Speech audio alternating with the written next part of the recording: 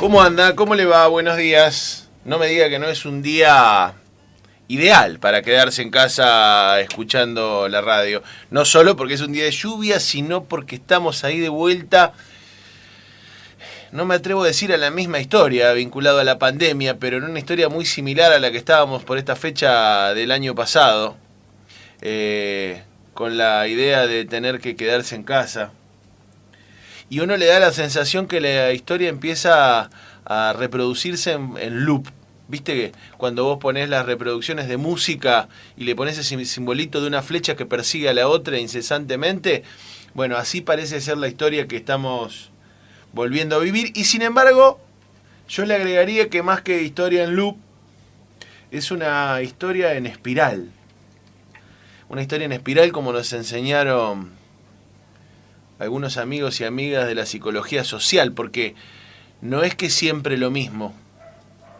Lamentablemente cuando vuelve a arrancar, arranca desde la base anterior y entonces a veces es un poco mejor y a veces es un poco peor, pero nunca es igual. Algunas cosas serán la misma, algunas cosas serán similares en todo caso, pero ya nos agarra con las cosas buenas y las cosas malas aprendidas. Capaz que para esta altura ya sabés hacer masa madre, no es que tenés que aprender. Capaz que ya viste la serie que tenías pendiente y ahora te da la posibilidad de experimentar una nueva serie. Pensando en las cosas buenas, ¿no?, que puede llegar a tener esta situación tan horrible que vivimos, que es esta pandemia de COVID-19. Pero también arrancamos con una base de cosas malas ya aprendidas y con una base de cosas malas ya vividas. Y más vale que en esto vuelve a ser importante, como era en aquel momento, la responsabilidad social. Que nos cuidemos, que cuidemos a los otros, que pensemos más allá de nuestra situación en lo que le pasa al resto. Más vale que es así. Más vale que tiene importancia en situaciones como esta la responsabilidad social, la responsabilidad de cada uno. Pero también a uno le da la sensación que a esa responsabilidad social, individual, la responsabilidad social de la comunidad, hay que ayudarla desde arriba. Porque algunas cosas, como decíamos, están bastante peor que cuando arrancamos en marzo de 2020. Mirá que habíamos arrancado mal porque veníamos de unos cuantos años de la epidemia amarilla con el gobierno de Mauricio Macri, la economía estaba bastante golpeada. Pero no nos llegamos a recuperar y llegó el COVID y ahora cuando empezábamos a pensar que había una posibilidad viene la segunda ola y entonces uno le da la sensación que lo principal en este momento, lo único que ha cambiado es que tenemos experiencia y que hay que intentar que no se repitan los errores. Ni los nuestros ni los de arriba, digo, ¿no? Cuando uno habla de errores, digo, pensando en las políticas públicas, bueno,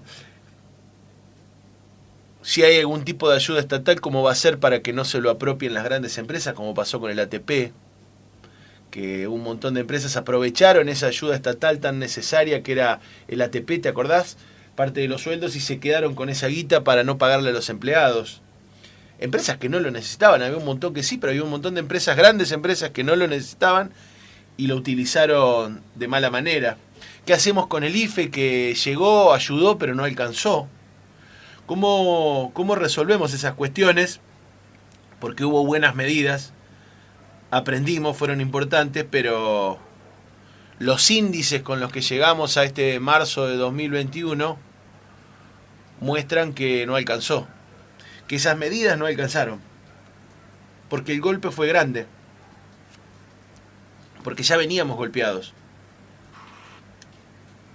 Sobre llovido mojado, diría la canción de Fito y Sabina.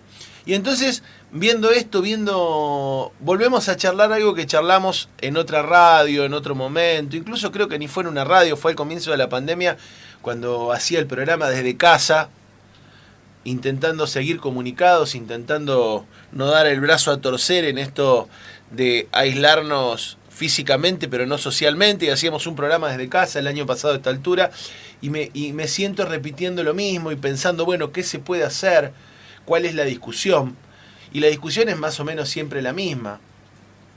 ¿Cómo haces para que la gente pueda quedarse en casa? Porque hasta hoy, aparte de la vacuna que falta, que no alcanza, es la única manera de cuidarse, pero ¿cómo haces para sostener eso? Y empecé a buscar, el año pasado buscábamos y aparecían algunas experiencias de un país que no, qué sé yo, Finlandia, no me acuerdo dónde era, esos países donde siempre está todo bien, donde todo es maravilloso y donde no sé por qué todo funciona, de cómo habían hecho con el rol del Estado en el medio de la pandemia. Pero vos sabés que esta semana, en esto de que el Estado sea protagonista y ponga guita, te quiero contar otro ejemplo. Que voy a decir, seguro que el surdoeste, pero mirá, te lo firmo ahora que el surdoeste viene con lo de algún país, Kazajistán, algún país socialista de la Rusia del... No, ahora te voy a contar, podría ser la República Socialista de Estados Unidos, le podríamos poner de nombre si vos querés, si no te gusta lo del Estado, si te parece que es demasiado, porque el ejemplo que esta semana aparecía es lo que va a ser ni más ni menos que el gobierno de Joe Biden, además de bombardear, porque viste que los demócratas llegan y te hacen una bombardeada de arranque, pero además de eso, lo que va a hacer Joe Biden, o por lo menos lo que anunció con un proyecto de ley para tratar de combatir lo que está siendo un desastre en Estados Unidos, que es el COVID, porque la verdad que con el gobierno de Trump ha sido como en Brasil, que hoy le vamos a charlar en una comunicación directa con Brasil, como está haciendo ahora con Bolsonaro, esta idea de que, bueno, que se muera, que se tenga que morir, que lo importante es el mercado, esa idea que hizo desastre. Joe Biden está tratando de revertir esa idea y lanzó el plan de rescate estadounidense. ¿Sabés qué es el plan de rescate estadounidense? Va a poner 1.9 billones de dólares en el bolsillo de la gente. ¿Escuchaste? Se va a transformar en el país más planero del planeta. Estados Unidos. 1.9 billones de dólares para la ley del plan de rescate estadounidense. Es una ley firmada por Biden la semana pasada, que no solamente le va a poner en el bolsillo a una gran parte de los estadounidenses 1.400 dólares a cada uno, sino que además va a destinar parte de esa guita, miles de millones, para investigación, pruebas y distribución de vacunas contra el COVID. Decíamos, se va a sumar esto. Es la mayor cantidad de guita desde lo que fue los programas del New Deal después de la depresión del 30 en Estados Unidos y con una idea de reconstrucción de posguerra como fue después de la Segunda Guerra Mundial. 1.400 dólares a cada estadounidense que lo necesite. Te das cuenta de más o menos una idea, es mucha guita, ¿no? Esto tiene que ver con que ya hay más de 200.000 casos por día en Estados Unidos, se amontonan los muertos y en paralelo las solicitudes de desempleo alcanzaron el nivel más alto desde agosto con 18 millones de personas sin laburo en Estados Unidos. 18 millones de personas sin laburo. Y ante eso, obviamente, la única solución es que el Estado intervenga, ponga algo de guita, se meta en el tema. Y entonces vos decís, bueno, está bien, pero Estados Unidos porque tiene plata, nosotros no podemos. Y cuando vos ves cómo lo va a hacer Estados Unidos, lo va a hacer con un plan de reforma impositiva por el que piensa recaudar 2,5 billones de dólares en los próximos 15 años, aumentándole el impuesto a las sociedades, aumentándole el 28% a estas sociedades anónimas, metiendo la mano a estas empresas que llevan la guita a los paraísos fiscales, Panamá, las Bahamas, Islas Vírgenes, como acá, como la gente de Vicentín, como algunos empresarios sanlorencinos. Dice, pará, vos tenés la guita afuera, te llevaste la guita a un paraíso fiscal donde, bueno, vos vas a pagar más impuestos acá. Y finalmente va a cortar con los subsidios a muchas petroleras. Basta de subsidiar a algunas, obviamente, seguramente, vamos a decir, bueno, tiene otro negocio, Biden. Sí, seguramente, tiene otro negocio, tiene otros intereses, no estamos hablando de de Ernesto Che Biden. Estamos de acuerdo, no estoy diciendo eso, pero digo, mirá cómo se puede, mirá cómo es legítimo en una situación de crisis como la que estamos viviendo, priorizar que no se muera la gente. Mirá cómo es legítimo hacer una reforma fiscal donde los que tienen un poquito más pongan más. No estamos hablando de expropiar empresas. Los que tienen un poquito más pongan más. ¿Sabés qué pasó acá en la Argentina? Esta semana, en breve, este fin de mes, se termina el plazo para... En 8 días, 6-7 días, perdón, se termina el plazo para pagar el impuesto a las grandes fortunas. ¿Sabés cuántos pagaron de los que tienen que pagar en la Argentina el impuesto a la grande fortuna? Estamos hablando del 0,02% de la población. De ese 0,02% de la población, aquellos que tienen más de 200 millones de pesos en el bolsillo, solamente pagaron el impuesto el 10%. El 10%. ¿Entendés? El 10% de los tipos que tienen más de 200 millones de pesos en la Argentina pagaron el impuesto a las grandes fortunas. O sea, mientras en Estados Unidos se le va a cobrar a los que tienen guita en paraísos fiscales, mientras se puede avanzar en una reforma fiscal porque entienden que si no sigue muriendo la gente, entienden que no anda la economía, acá los ricos no pagan. Los que tienen la guita no pagan. Y estamos hablando de un impuesto, estamos hablando de algo... en el marco de la legalidad, no pasa. 80 medidas cautelares pusieron en Argentina las familias patricias, las familias ricas de Argentina, 80 medidas cautelares para no pagar un impuesto. Que además es un impuesto por única vez, que además es un impuesto ínfimo, que en la mayoría de los lugares donde se ha aplicado es un impuesto que se mantiene en el tiempo y acá lo van a agarpar una sola vez. 80 medidas cautelares. Entonces uno se empieza a pensar que ya aprendimos cómo es. Que sin guita esto no funciona. Y entonces, por más que uno no termina de estar de acuerdo, entiende a los dueños de los bares de la ciudad de San Lorenzo que dicen, mirá, si yo cierro a las 11 de la noche, tengo que echar gente. Tengo que echar un turno de gente. Entiende a los que tienen un saloncito de fiesta, entiende al que para morfar tiene que abrir el negocio, porque no existe la cuarentena, no existe la restricción sin un apoyo del Estado. Un apoyo del Estado, como te decíamos, como se da en cualquier lado, como se da hoy en Estados Unidos, donde le van a poner guita en el bolsillo a cada estadounidense para que se pueda avanzar, donde además se va a discutir la soberanía vinculado a las vacunas, van a investigar.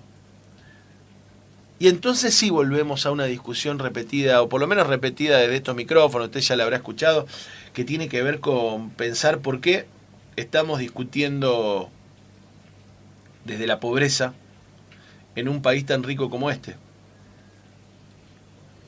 Porque es un país lleno de recursos, que podría enfrentar de manera... no te digo liviana porque no es para nadie, pero de manera sencilla, la cuestión de sostener a sus comunidades mientras pasa la tormenta, mientras vuelve la ola, mientras crecen los contagios, mientras les dice quédate en casa. Entonces, y con esto voy cerrando, la crisis sanitaria, se transforma en una nueva oportunidad. Es la oportunidad de esta vez hacer las cosas bien. Es la oportunidad de decir, mira, yo ahora no puedo pagar, decirle al Fondo Monetario Internacional, que es uno de los que incluso dice, bueno, hay que avanzar con subsidios para la gente. Bueno, está bien, entonces no, en este momento no te vamos a poder pagar la deuda, te la vamos a pagar después. Después, investigándola y viendo si es necesario pagártela, pero ahora no podemos. Ahora hay que priorizar a la gente. Y ahora el 30 de abril vos podés decir, mirá, no vamos a volver a darle la hidrovía a nuestro Paraná a una empresa privada y dejar que sigan evadiendo millones y millones de dólares las grandes empresas por ahí. La vamos a recuperar, porque necesitamos la guita además. Porque es nuestro y necesitamos la guita. Y queremos saber cuánto sale y cuánto entra. Queremos que derrame para el conjunto la cosecha récord. Y recuperás la hidrovía, y recuperás la industria naval. y terminás con los que se llevan la guita afuera y a los paraísos fiscales. Mirá si no es una oportunidad de decir simplemente, hoy que vamos a estar charlando con una historiadora aquí de la región, porque hoy se cumple un nuevo aniversario de la muerte de Lucio Norberto Mansilla, aquel que acá en Puerto San Martín llevó adelante la batalla de Punta Quebracho y que estuvo en la batalla de Obligado y que peleaba por esto. A ver, los recursos, ¿para quiénes van a ser nuestros recursos? Es tan sencillo como eso. Mirá si no estamos ante una nueva oportunidad. Porque como dice, parece frase hecha, parece frase de taza de desayuno, toda crisis es una nueva oportunidad. Una remera que diga. Pero es verdad, en este caso es verdad. No es un círculo, es una espiral en el que partís de una nueva base, una base en donde aprendiste de lo bueno y de lo malo, de los aciertos y los errores. Estamos ante una oportunidad histórica de salir de este sufrimiento de la pandemia con un país mejor, con algunas decisiones mejores, que nos den una base mejor para el país que siempre soñamos. Está en ellos y está en nosotros pedir que así sea. Bienvenidos a esta nueva edición, perdón, ahí lluviosa, de Cuando el Río Suena, aquí en FM Horizonte. Vamos a estar hasta las 12 del mediodía.